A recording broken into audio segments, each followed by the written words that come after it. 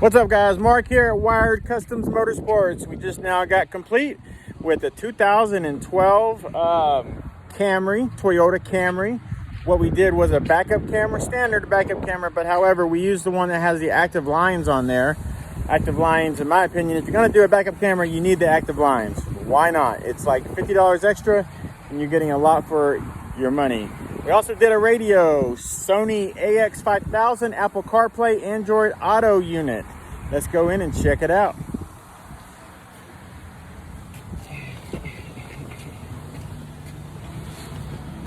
All right, so there was a lot of panels had to come off in just to do the stereo. A lot of people think, can't you just throw it in there?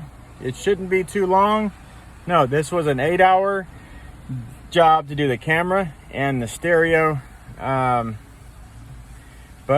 it's well worth it in the end. We got a Sony AX-5000. We also flush mounted the USB port in the console area here. There's a lot of his paperwork in there, so I won't open it up right now. However, that's it, guys.